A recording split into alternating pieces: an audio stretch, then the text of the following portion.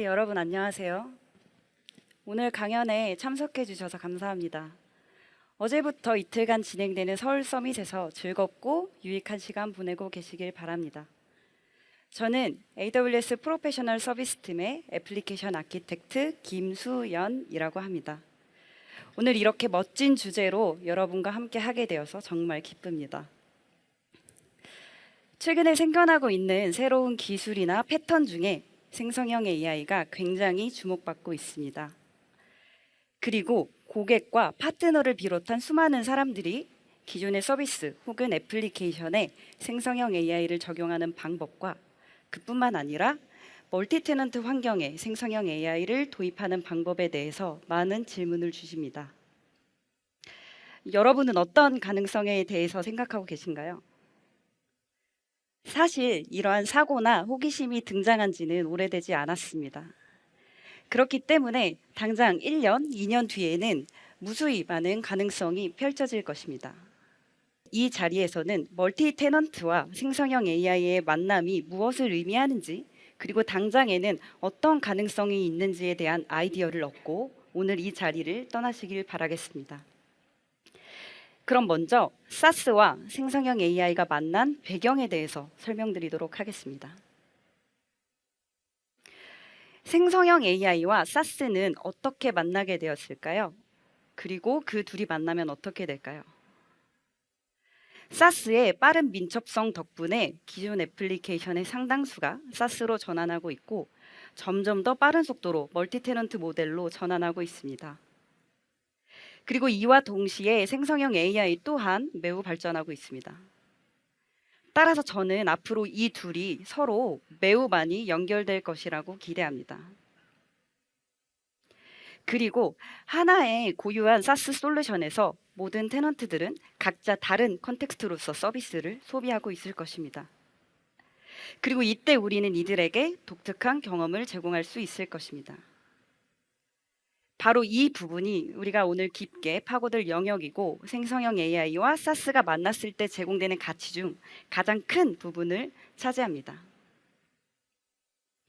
여러분이 고려해야 하는 또 다른 사항은 가격과 패키징입니다. 생성형 AI를 도입함으로써 더욱더 풍부해진 사스 솔루션은 기존의 방식보다 훨씬 더 다양한 패키징과 가격 정책 옵션을 고객에게 제공할 수 있을 것입니다. 그리고 또 다른 영역은 사스의 운영 효율성에 대한 이야기입니다. 기존의 사스 환경에서는 변화하는 비즈니스에 대한 민첩성과 테넌트가 리소스와 부하를 소비하는 방식 등을 알려주는 훌륭한 분석 방법에 대해 이야기합니다. 그리고 이 부분에 생성형 AI가 적용되면 사스 전반의 운영 및 비즈니스 분석도 어느 정도 강화되는 것은 당연할 것입니다. 오늘 이 내용을 직접 다루지는 않겠지만 여러분이 반드시 고려하는 사항에는 해당한다고 생각합니다.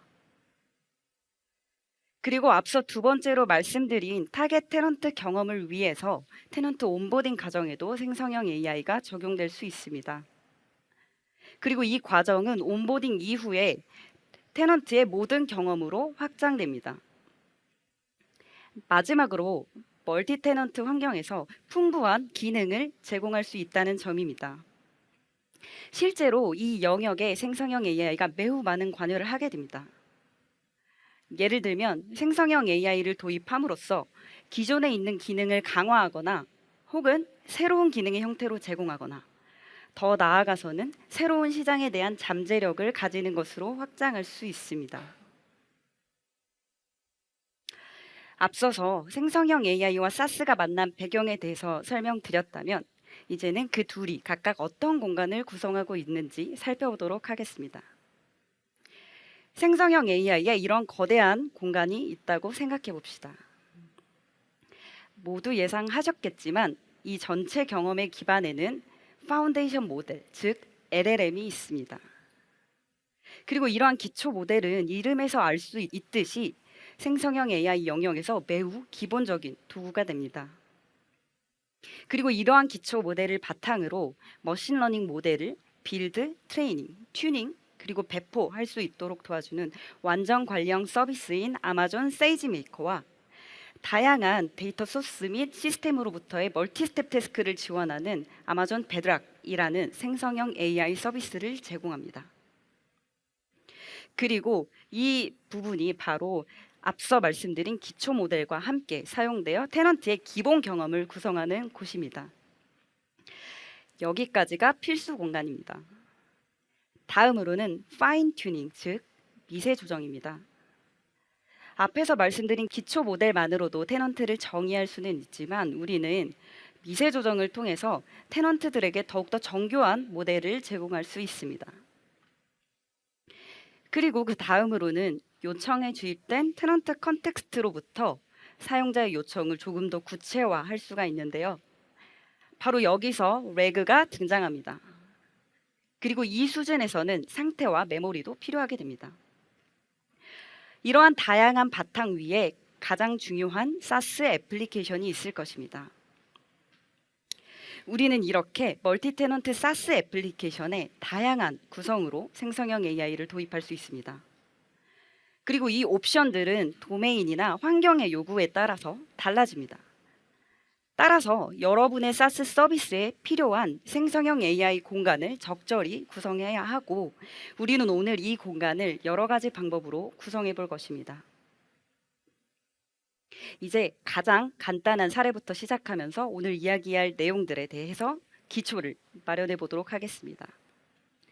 여러분의 애플리케이션에 아마존 베드락을 적용하고 싶다면 지금 당장이라도 쉽게 사용하실 수가 있습니다.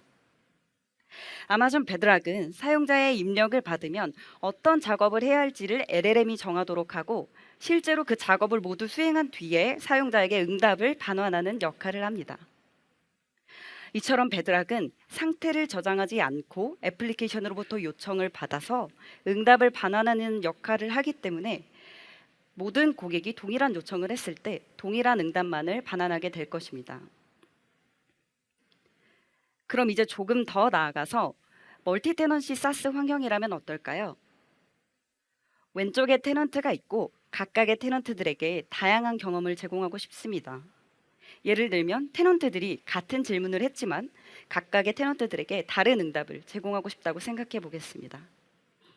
그러면 테넌트의 요청이 베드락의 입력으로 가기 전에 우리는 요청에 포함된 테넌트 컨텍스트를 확인할 수가 있을 것입니다. 여기서 말하는 테넌트 컨텍스트는 테넌트가 가지고 있는 자신만의 속성 값을 의미하며 테넌트의 별칭, 계층, 역할 등의 테넌트를 식별할 수 있는 모든 정보가 포함될 수 있습니다. 이렇게 주입된 테넌트 컨텍스트를 통해서 해당 테넌트가 가진 속성을 파악할 수 있고 이러한 정보들을 바탕으로 베드락에게 요청하기 위한 프롬프트를 강화할 수 있습니다. 그리고 이 증강된 프롬프트가 베드락으로 유입되면 각각의 테넌트에 특화된 응답을 제공할 수 있을 것입니다. 이런 식으로 생성형 AI가 적용된 멀티 테넌시 사스 환경의 기본 구성이 완료됩니다. 앞서서 살펴본 생성형 AI를 위한 공간이 구성되어 있는 것입니다. 이제 조금 더 구체적인 예를 들어보도록 하겠습니다. 제가 이커머스 사스 솔루션을 제공한다고 가정해 보겠습니다. 이렇게 골프, 장비, 의류, 도메인의 여러 테넌트들이 저의 사스 솔루션에서 실행되고 있을 때 예를 들면 골프 도메인의 테넌트가 저에게 사용될 수 있는 제품을 찾아주세요 라고 저의 솔루션에게 요청을 했지만 저의 솔루션에 있는 테넌트 특화 증강 기능을 통해서 저는 왼손잡이 골퍼이고 슬라이스 실력이 정말 좋지 않습니다. 아마도 제 골프 실력에는 많은 개선이 필요할 겁니다. 그럼에도 불구하고 이 모든 사항을 고려했을 때 저에게 필요한 골프 세트를 추천해 주실 수 있나요? 라고 베드락에게 요청하게 될 것입니다. 이것이 바로 레그입니다. 마찬가지로 장비와 의류 도메인의 테넌트가 유사한 질문을 했을 때도 해당 테넌트에 대한 맞춤형 응답을 제공할 수 있게 되는 것입니다. 그렇다면 앞서 말씀드린 레그를 사용할 때 어떤 데이터 소스를 사용할 수 있을까요? 이렇게 다양한 옵션들이 있지만 각각의 옵션들에 대해서 상세하게 다루진 않을 것입니다. 그렇지만 사용하려는 유즈 케이스에 따라서 적절히 데이터 소스를 분할하여 사용할 수 있다는 점만 알아주시면 좋을 것 같습니다. 다만 여기에서 의사결정을 내려야 하는 부분은 데이터 파티셔닝이나 테넌트 격리 등의 운영 특성입니다. 뿐만 아니라 특정 테넌트가 서비스의 리소스와 부하를 과도하게 점유하게 되는 현상인 시끄러운 이웃 현상에 대해서도 반드시 고려해 보셔야 합니다. 그리고 이러한 사항들은 기존의 사스 애플리케이션과 동일하게 생성형 AI 환경에서도 매우 중요한 고려 사항입니다. 그럼 이제 조금 더 새로운 활용 방법에 대해서 접근해 보도록 하겠습니다. 여러분은 생성형 AI가 적용된 사용 사례에서 아마존 베드락을 흔히 보셨을 텐데요. 그 중에서 최근에 정식 출시된 베드락 에이전트를 활용하는 방법에 대해 설명드리겠습니다. 먼저 애플리케이션으로부터 테넌트 컨텍스트와 함께 어떤 작업, 즉 태스크가 있다고 생각해 보겠습니다. 그럼 이 태스크는 베드락 에이전트에게 제출됩니다. 그리고 이때 에이전트에게 당신은 고객이 골프 세트를 선택할 수 있도록 돕는 소매점 직원입니다라는 지침을 제공할 수 있습니다. 그럼 이 에이전트는 이 지침을 포함하는 테넌트 컨텍스트를 기반으로 프롬프트를 작성하게 되고 그 프롬프트를 LLM에게 전달하게 됩니다. 그럼 이때 LLM은 사용자의 요청을 분석하고 필요한 추론 행동을 단계적으로 수행하게 됩니다. 이 중간에서는 다시 반대로 고객에게 돌아가서 당신은 왼손잡이인가요? 오른손잡이인가요? 등과 같은 추가 질문을 요청할 수도 있습니다. 그리고 이때 이러한 과정들은 에이전트 API를 통해 사용하실 수 있습니다. 그리고 뿐만 아니라 람다를 사용해서 기존 사스 애플리케이션에 이미 있는 비즈니스 로직을 호출하거나 아니면 기존 기능을 혹은 마이크로 서비스를 호출할 수도 있습니다. 그리고 이때 람다는 요청에 포함된 이 슬라이드에서는 TC라고 표현이 되어 있는데요. 테넌트 컨텍스트를 통해서 해당 요청이 어떤 테넌트로부터 온 요청인지를 식별할 수 있게 됩니다. 뿐만 아니라 지식 기반을 통해서 정보를 추가로 검색할 수도 있습니다. 아마도 이 예제에서는 플레이어의 기술 수준에 따라서 어떤 응답을 제공해야 하는지에 대한 지식 기반을 가지고 있을 수 있습니다. 이렇게 모든 단계를 수행한 뒤에 태스크의 결과를 다시 에이전트로 반환하게 되면 에이전트는 이 결과를 기반으로 사용자에게 제공될 최종 응답을 생성하게 됩니다. 이로써 하나의 태스크에 대한 최종 결과가 완료되는 것입니다. 이렇게 베드락 에이전트와 지식 기반을 활용하는 방법에 대해서 설명드렸습니다. 그렇지만 이런 의문이 드실 겁니다. 도메인이나 사용 사례가 너무 복잡해서 기초 모델만으로는 동작할 수 없는 경우에는 어떻게 해야 할까요? 네, 맞습니다. 사실 처음부터 자신만의 기초 모델을 직접 구축할 수도 있지만 일반적으로 이 과정은 매우 많은 시간과 지식이 필요로 하게 됩니다. 그렇지만 만약에 기초 모델에 여러분이 필요한 몇 가지 데이터를 추가로 학습한 특수 모델을 사용할 수 있다면 어떨까요? 실제로 가능하고 이 과정이 바로 파인 튜닝이라고 불리는 미세 조정 과정입니다. 그리고 다행히 베드락을 통해서 미세 조정된 모델을 생성하실 수 있습니다. 만약에 테넌트별로 미세 조정된 모델을 생성하고 싶다면 테넌트별 학습 데이터가 배치 사이즈, 훈련 속도, 학습 속도 등을 포함하는 하이퍼 파라미터와 함께 베드락으로 제출되면 이 데이터를 기반으로 각 테넌트별로 미세 조정된 모델을 생성하게 됩니다. 그리고 이때 이 모델은 베드락을 통해서 관리됩니다. 이 밖에도 테넌트 단위가 아니라 도메인이나 산업별 학습 데이터를 통해서 도메인별 모델을 생성하실 수도 있습니다. 이 경우에는 모든 테넌트가 도메인별 미세 조정된 모델을 공유하여 사용할 수 있을 것입니다. 다음으로 테넌트별로 파인 튜닝된, 즉 미세 조정된 모델이 생성되는 과정에 대해서 설명드리도록 하겠습니다. 앞선 이야기의 연장선인데요. 먼저 베드락이 있고 테넌트 1과 테넌트 2가 각각의 모델 커스터마이제이션 작업을 베드락으로 요청하게 되면 각각의 학습 데이터를 기반으로 해당 테넌트의 미세 조정된 모델이 생성되게 됩니다. 그리고 이때 베드락은 각 모델의 모델 아이디를 부여하게 됩니다. 이 모델 아이디는 바로 뒤에서 다룰 온보딩 프로세스와 모델 라우팅 과정에서 필수적인 요소가 됩니다. 말씀드린 대로 온보딩 과정을 살펴보도록 하겠습니다. 여기서 온보딩이란 테넌트가 사스 애플리케이션을 소비할 수 있는 상태가 되도록 준비하는 모든 과정을 의미합니다. 여기 온보딩 프로세스를 거치는 테넌트가 있습니다. 그리고 여기에서는 온보딩 및 테넌트 관리 등의 사스 전반을 조정하고 관리하는 개념인 컨트롤 플레인이 있다고 가정하겠습니다. 그러면 이 테넌트는 컨트롤 플레인의 온보딩 서비스를 통해서 필요한 리소스를 프로비저닝 하게 될 것입니다. 그리고 이때 프로비저닝의 일부는 기존의 사스 애플리케이션을 통해서 이루어질 수 있고, 생성형 AI를 사용하는 부분에서는 테넌트별로 미세 조정된 모델을 생성하는 모델 생성 프로세스가 있을 수 있습니다. 그리고 추가로 테넌트별로 벡터 데이터베이스를 채우는 등의 레그 데이터 구성 프로세스가 있을 수도 있습니다. 말씀드린 이 두 프로세스는 비동기로 실행됩니다. 따라서 이 두 프로세스가 모두 완료가 되면 이제 이 테넌트는 자신에게 특화된 특수 리소스를 소비할 준비가 완료되는 것입니다. 이렇게 온보딩을 완료한 테넌트는 앞으로 서비스를 소비할 때 자신에게 맞춤화된 리소스를 소비하게 될 텐데요. 그러기 위해서는 한 가지 과정을 더 수행해야 합니다. 앞서서 언급했듯이 모델 아이디 그리고 학습 데이터가 있는 S3의 위치, 벡터 데이터베이스가 있는 위치 등을 어딘가에 저장해야 합니다. 이때 우리는 이 구성 및 설정들을 컨트롤 플레인의 테넌트 관리 서비스를 통해서 관리할 수 있을 것입니다.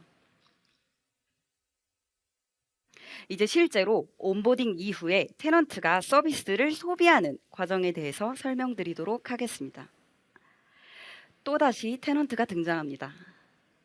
여기 온보딩이 완료된 테넌트가 서비스를 사용하기 위해서 사스 애플리케이션 플레인으로 요청을 하게 되고, 여기서 계속 등장하듯이 모든 요청에는 항상 테넌트 컨텍스트가 포함될 것입니다.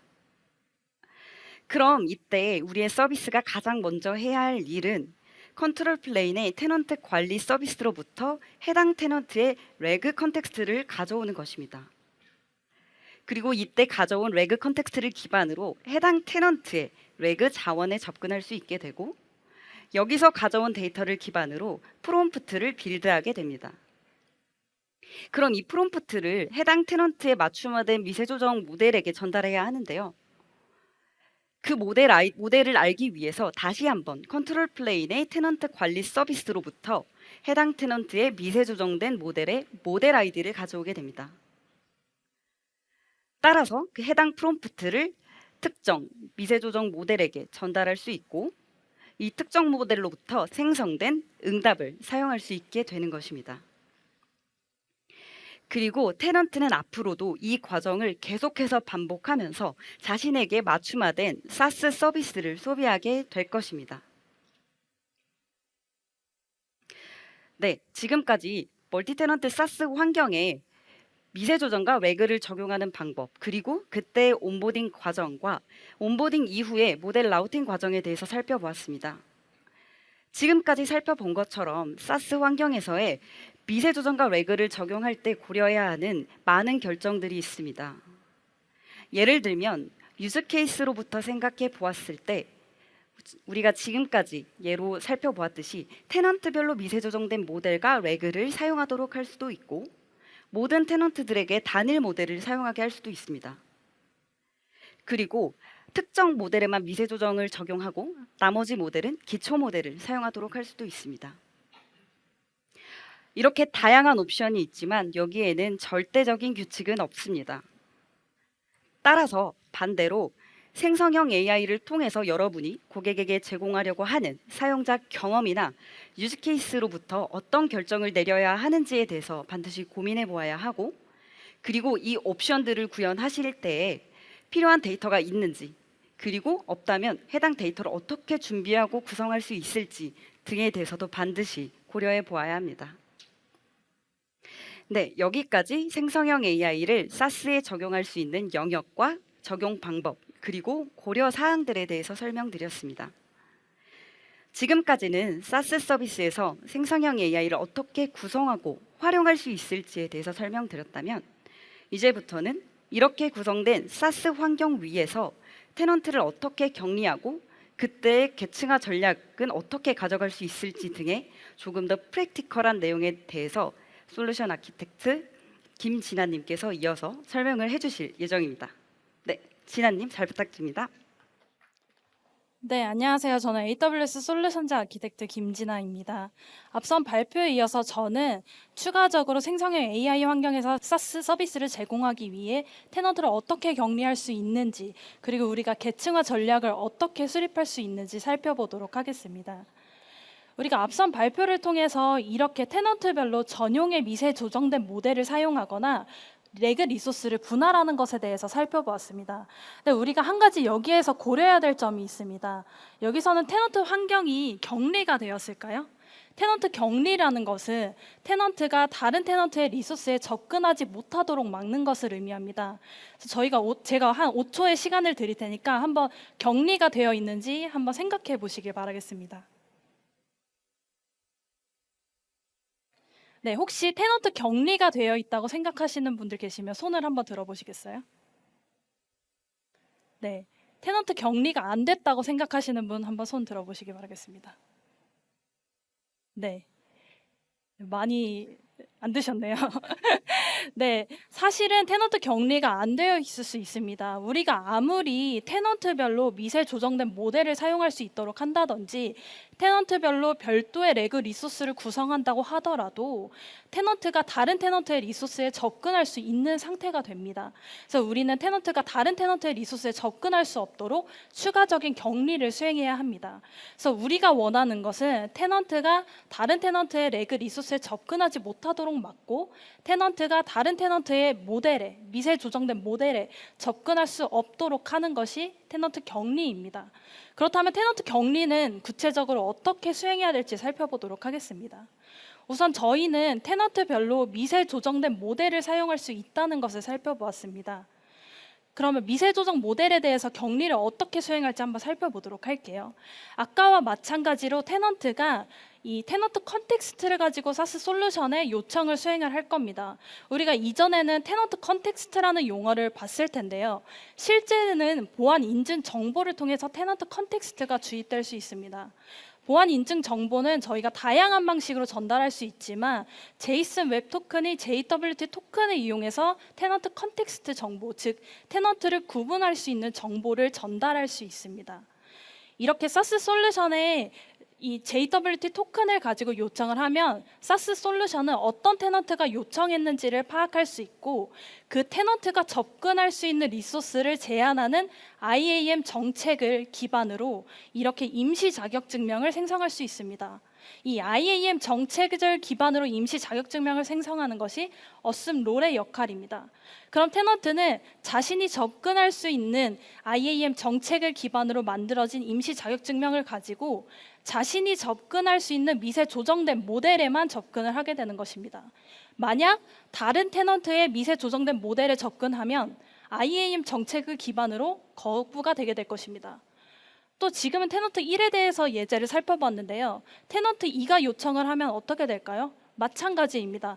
사스 솔루션은 테넌트 2가 접근할 수 있는 리소스를 정의한 이 IAM 정책을 기반으로 임시 자격증명을 생성합니다. 우리는 또 레그 리소스도 테넌트별로 분할할 수 있다는 것을 살펴보았습니다. 레그 리소스의 경우에는 오로라, 아니면 오픈서치 등 다양한 리소스를 사용할 수가 있는데요. 레그 리소스도 이렇게 격리를 수행할 수 있습니다. 만약에 테넌트별로 별도의 레그 리소스, 즉 S3 버켓 또는 RDS 인스턴스를 전용으로 사용할 수 있다고 가정을 하면 이렇게 리소스 수준으로 격리를 수행할 수 있습니다. 또 멀티 테넌트 환경에서 하나의 리소스를 여러 테넌트가 공유하는 형태가 있을 수도 있습니다. 이러한 경우에는 하나의 리소스 내에서 아이템 레벨로 테넌트와 관련된 아이템만 접근할 수 있도록 격리를 수행하시면 됩니다. 그럼 구체적으로 어떻게 IAM을 이용을 해서 레그 데이터를 격리할 수 있는지 살펴보도록 하겠습니다. 먼저 데이터는 다음과 같이 가정을 해봤습니다. 왼쪽 하단에 보시면 테넌트 1, 2, 3의 경우에는 하나의 다이나모 DB 테이블로 이 레그 리소스를 관리한다고 가정을 했습니다. 그리고 오른쪽에 테넌트 4, 5의 데이터는 테넌트별로 전용의 테이블을 통해서 레그 리소스를 구성할 수 있음을 가정해 보았습니다. 그리고 하단에 노란색으로 표시된 풀 사일로라는 용어는 멀티 테넌트 환경에서 배포 모델을 나타낼 때 풀 사일로라는 용어를 사용을 하는데요. 여러 테넌트가 리소스를 공유하는 형태를 저희는 풀이라고 얘기를 하고, 테넌트별로 전용의 리소스를 사용하는 형태를 사일로라고 얘기를 합니다. 다시 본론으로 돌아가서 레그 리소스를 어떻게 격리하는지 살펴보도록 하겠습니다. 이전과 동일하게 테넌트가 JWT 토큰, 즉 테넌트 컨텍스트가 포함되어 있는 JWT 토큰을 가지고 사스 솔루션에 요청을 합니다. 그럼 이전과 마찬가지로 사스 솔루션은 어떤 테넌트가 요청했는지를 파악하고, 이를 기반으로 테넌트가 접근할 수 있는 리소스를 제한한 IAM 정책을 생성하거나 얻어서 임시 자격증명을 발급합니다. 만약에 테넌트 1, 2, 3이 요청을 했다면 테넌트 1, 2, 3의 경우에는 하나의 테이블에서 여러 테넌트들의 데이터를 관리하고 있기 때문에 이 리소스 안에서 아이템 레벨로 격리할 수 있는 IAM 정책을 활용하시면 됩니다. 다이나모 DB 테이블 같은 경우에는 리딩 키 제약을 거시면 이렇게 특정 파티션 키에 대한 아이템만 접근할 수 있도록 제한을 거실 수가 있습니다. 또 테넌트 4, 5와 같이 전용의 테이블을 사용하는 경우에는 리소스 수준으로, 즉 테이블 수준으로 격리할 수 있는 IAM 정책을 활용을 하시면 됩니다. 이렇게 IAM을 활용을 해서 테넌트가 자신과 관련된 아이템 또는 자신과 관련된 리소스에만 접근을 할 수 있게 됩니다. 이제 우리는 다른 측면을 살펴보려고 하는데요. 사스 기업들이 여러 테넌트들한테 서비스를 제공을 합니다. 그런데 우리는 모든 테넌트들한테 동일한 경험이 아닌 다른 경험과 혹은 다른 SLA를 제공을 하고자 할 수도 있습니다. 예를 들어 저희가 계층을 기본, 고급, 프리미엄 계층을 둔다고 가정을 했을 때 이 계층별로 다른 SLA를 적용하거나 다른 기능을 제공할 수 있고, 이에 따라서 다른 가격 정책을 매길 수 있습니다. 그러면 생성형 AI 환경에서 어떻게 이런 계층화된 경험을 제공할 수 있는지 한번 살펴보도록 하겠습니다. 생성형 AI 환경에서 계층화를 하기 위해서는 우리는 두 가지 관점을 한번 고려를 해야 합니다. 우선 제품 관점에서는 아까 말씀드렸다시피 모든 계층에게 동일한 경험을 제공하기를 원하지 않을 수 있습니다. 즉 다른 기능과 다른 SLA를 보장할 수 있습니다. 추가로 우리는 운영 관점에서 시끄러운 이웃 현상을 고려해야 합니다. 시끄러운 이웃 현상이라는 것은 우리가 흔히 노이즈 네이버라고 불리는 것인데요. 특정 사용자의 부하로 인해 다른 사용자에게 부정적인 영향을 미치는 현상을 의미합니다. 사스 환경에선 예를 들어서 이런 계층을 뒀을 때 기본 계층의 사용자들이 너무 많은 부하를 일으켜 상대적으로 비싼 가격을 지불하는 프리미엄 계층에게 부정적인 영향을 미칠 수 있습니다. 그래서 우리는 이런 시끄러운 이웃 현상과 또 시스템 건전성을 위해서 이렇게 테넌트의 사용량을 제한할 필요가 있습니다. 그렇다면 사용량을 어떻게 제한하는지 한번 살펴보도록 하겠습니다. 우리는 우선 아까 말씀드린 대로 기본, 고급, 프리미엄과 같은 계층의 테넌트가 있다라고 가정을 하겠습니다. 그리고 생성형 AI 작업을 위해서 이 테넌트들이 저희 솔루션에 요청을 수행을 할 텐데요. 이 요청을 바로 처리하는 게 아니라 사용자의 요청을 우선 분석하고 이를 허용할지 말지를 결정을 할 수가 있습니다. 이것을 결정하는 것은 API 게이트웨이를 사용하는 예를 보여드리려고 하는데요. 이런 요청을 허용할지 말지를 결정하는 것은 다양한 툴들을 활용하실 수 있지만 오늘 참석하신 AWS 고객분들한테 더 익숙한 서비스이기 때문에 아마존 게이트웨이를 말씀드리도록 하겠습니다. 이 아마존 API 게이트웨이를 사용을 하시면 이 람다 권한 부여자라는 것을 통해서 사용자의 요청, 상세 정보를 파악하고 이 요청에 대해서 제한을 할지 말지를 결정할 수 있습니다. 예를 들어서 API 요청 수를 과도하게 호출했다라고 가정을 하면 이제까지 해당 테넌트의 그 요청 수를 파악하고 있다가 특정 기준을 넘으면 요청을 거부할 수 있습니다. 이렇게 API 요청 수를 통해서도 판단을 할 수 있지만 생성형 AI 환경에서는 테넌트의 토큰 사용 현황을 기준으로 판단을 하는 것이 중요합니다. 왜 토큰 사용량을 기반으로 판단을 하냐면 하나의 API 호출을 하더라도 토큰 복잡도에 따라서 우리 시스템에 많은 부하를 일으킬 수 있기 때문입니다. 그래서 이렇게 이 입력에 대해서 요청에 대한 토큰 복잡도를 파악하고 권한을 부여할지 말지를 포함하는 권한 부여 정책을 생성하고, 그러면 API 게이트웨이는 이 권한 부여 정책을 통해서 사용자의 요청을 허용하거나 거부하게 됩니다. 만약에 요청을 허용한다면 실제로 내부적으로 생성형 AI 작업을 위한 아마존 베드락 같은 서비스에 요청을 보내겠죠. 우리는 그래서 이런 사용량을 제한하기 위해서 어떤 기준으로 사용량을 제한할지, 그리고 복잡도의 경계는 어떻게 정의를 해야 될지를 고려해야 됩니다. 그래서 여기에서 중요하게 저희가 말씀드리고자 하는 것은 모든 테넌트들, 그러니까 모든 계층의 테넌트들한테 그냥 생성형 AI 서비스를 다 사용할 수 있도록 하는 게 아니라 계층화하여서 이 요청수를 제한하는 것이 필요하다는 것을 말씀드리고 싶습니다. 우린 다른 측면으로 파운데이션 모델도 계층화를 수행할 수 있습니다. 오른쪽에 보시면 다양한 파운데이션 모델이 존재를 하는데요. AWS에서 사용할 수 있는 다양한 파운데이션 모델들이 있고 각 파운데이션 모델마다 특화된 강점을 지니고 있습니다. 이 파운데이션 모델도 계층화를 수행할 수 있는데요. 기본 계층에 대해서는 특정 파운데이션 모델을 사용할 수 있도록 하고 더 많은 가격을 지불하는 프리미엄 계층에게는 더 많은 파운데이션 모델을 사용할 수 있는 옵션을 제공할 수 있습니다. 그렇다면 이제 우리는 계층화를 수행했으면 어떻게 이 계층별로 가격을 측정할지를 고려해야 되는데요. 가격을 측정해야 하는 분야는 우리가 더욱더 발전시켜 나가야 할 분야입니다. 여러 가지 옵션이 있을 수 있겠지만 첫 번째로는 경험과 가치를 기반으로 가격을 책정하는 겁니다. 예를 들어서 아까 이전 발표 때 기본 계층에게는 모두 동일한 경험을 제공하기 위해 하나의 파운데이션 모델을 사용할 수 있도록 하고, 더 많은 가격을 지불한 프리미엄 계층은 차별화된 경험을 제공하기 위해 미세 조정된 모델을 사용할 수 있다는 예를 한번 살펴봤습니다. 이렇게 테넌트별로 차별화된 그 경험을 기반으로 가격을 책정할 수 있습니다. 두 번째로는 SLA를 기반으로 가격을 책정할 수 있습니다. 예를 들어 기본 계층에게는 특정 사용량만 사용할 수 있도록 하고 프리미엄 계층에게는 더 많은 사용을 할 수 있도록 제한을 할 수 있습니다. 이렇게 SLA를 기반으로 가격을 책정할 수 있고요. 그리고 또 다른 방법으로는 가장 합리적인 방식, 사용한 만큼만 비용을 청구하는 것입니다. 생성형 AI 환경에서는 아까 토큰 복잡도를 파악하는 걸 확인했죠. 실제 토큰 복잡도를 기반으로 추론한 만큼 비용을 부과할 수 있습니다. 하지만 여러분들에게 모두 딱 맞는 한 가지 정답은 없습니다. 따라서 여러분들의 요구사항에 맞게 필요하게 이 가격 책정 전략을 조합하고 또 새로운 전략을 채택하셔서 가격을 측정하는 것이 중요합니다. 그렇다면 이제 우리가 가격을 책정하기 위해서 실제로 테넌트별로 어떻게 비용을 소비했는지를 살펴보도록 하겠습니다. 테넌트 소비 지표는 가격 책정의 기준뿐만 아니라 실제로 테넌트들이 우리 서비스를 잘 사용하고 있는지, 얼마나 부하를 일으키는지 운영 지표로도 삼을 수 있습니다. 다음과 같이 테넌트가 저희 사스 솔루션에 요청을 수행을 하면 우리는 실제로 생성형 AI 작업을 위해 베드락 같은 서비스에 요청을 보낼 것입니다. 이때 바로 API 요청을 보내는 것이 아니라 중간에 이렇게 테넌트의 요청에 대한 토큰 복잡도를 파악하고 얼마나 복잡한지를 평가하고 기록하는 것이 필요합니다. 그리고 나서 베드락 같은 서비스의 생성형 AI 작업을 위한 요청을 수행을 합니다.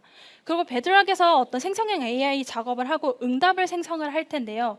응답 또한 사용자한테 바로 전달을 하는 것이 아니라 중간에 이 응답에 대한 복잡도를 평가하고 기록하는 것이 필요합니다.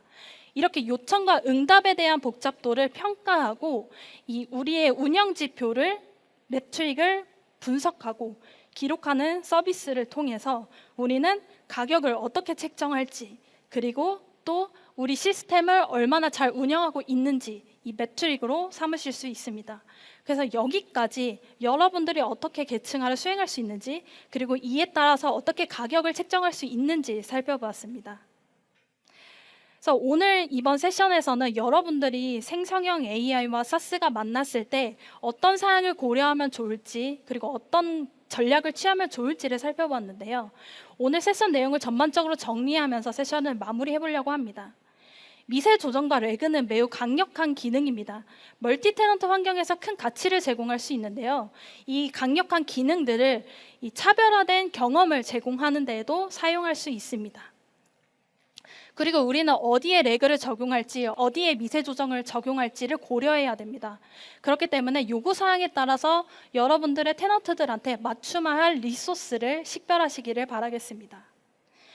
우리는 생성형 AI 환경에서 SaaS를 제공한다고 하더라도 SaaS 환경에서 고려해야 되는 사일로 풀과 같은 배포 모델, 그리고 아까 말씀드린 테넌트를 어떻게 격리하는지, 데이터를 어떻게 분할하는지를 지속적으로 고려하셔야 합니다. 그리고 우리는 아까 가격 책정을 위해서, 그리고 매트릭 분석을 위해서 토큰 복잡도를 고려하는 것을 확인했습니다. 그리고 여러분들에게 딱 맞는 한 가지 정답은 없습니다. 그렇기 때문에 오늘 말씀드린 전략을 기반으로 여러분들의 요구사항에 맞는 SaaS 솔루션을 구축하는 것이 필요합니다. 여러분들의 SaaS 여정을 응원하며 오늘 세션을 마무리하도록 하겠습니다. 감사합니다.